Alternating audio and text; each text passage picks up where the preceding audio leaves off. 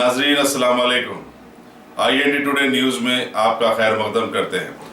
आइए देखते हैं ये तफसीलात। साल रवां 2018 के आज़मीन हज के लिए रज़ाकाराना तंजीम तेलंगाना NRI फोरम के लोग अब आगे आ गए हैं और खुद्दामुल हज्जाज के तौर पर ज़्यादा से ज़्यादा हाजियों की खिदमत करने के लिए पुरज़म भी हो गए हैं।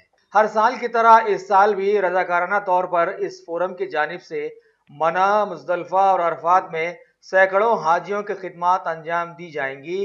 सदर फोरम MA जब्बार ने बताया कि रियाद से 40 नौजवानों को इस सिलसिले में मुंतखब कर लिया गया है, जबकि दीगर शहरों से भी नौजवान आगे आ रहे हैं। आइंदा जुमे तक हतमी फहरिस्त जारी कर दी जाएगी। ये खिदमत हिंदुस्तानी एम्बेसी और जिद्दा के हिंदुस्तानी कौंसलेट के ताउन से की जा रही है। हर खादिम को रोड और खैमों का नक्शा दिया जाएगा, साथ में वो एक जैकेट में भी मलबूस होंगे ताकि पुलिस और सिक्योरिटी हुकाम से तालमेल बना रहे। एक व्हील चेयर के साथ 2 खादिम होंगे। हज के दौरान खास तौर पर बूढ़ी खवातीन आजिम अपनों से बिछड़कर परेशान हो जाती हैं और रोने लगती हैं, उनकी मदद की जाएगी।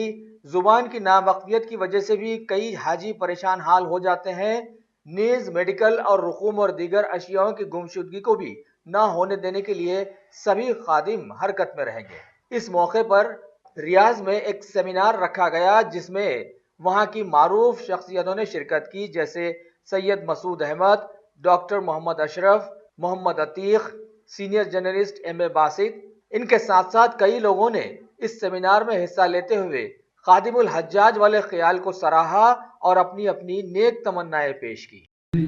काफ़ी काम माशाल्लाह अच्छे करते हैं, उसमें से बहुत अच्छा काम ये जो कर रहे हैं ये हाजियों की खिदमत करके, और बहुत मुबारकबाद के काबिल है आप लोग जो जा रहे हैं यहाँ पे, और अल्लाह ताला आप लोग को तौफीक दिया है। लेकिन जब जब्बार भाई समझा रहे थे तो मैं अपने आप को ऐसा फील कर रहा था कि काश मैं भी वो वॉलंटियर्स में होता, लेकिन क्योंकि ये बार तो मैं कुछ प्लान कर लिया था तो इसलिए नहीं है, लेकिन मैं इंशाल्लाह कोशिश करूँगा कि ये सवाब मैं भी कमाऊँ आने वाले दिनों में। तो बहुत बहुत अल्लाह ताला आप सबको हिम्मत दे। मैं जानता हूँ, मैंने अपना पहला हज 1980 में किया था और पैदल किया था।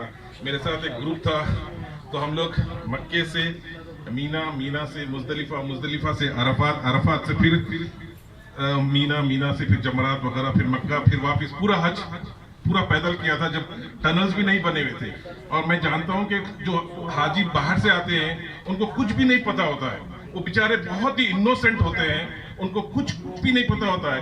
पहले तो उस ज़माने में मैंने अल्हम्दुलिल्लाह अल्लाह ताला ने मुझे दिया चांस, मैंने काफ़ी हज किए हैं अल्हम्दुलिल्लाह, एक भी कबूल हो जाए पाक परवरदिगार का। और मैंने अपने वालिदैन को भी काफ़ी हज किया है। मेरे वालिद ने 16 हज किए थे यहीं पे रहते हुए अल्हम्दुलिल्लाह।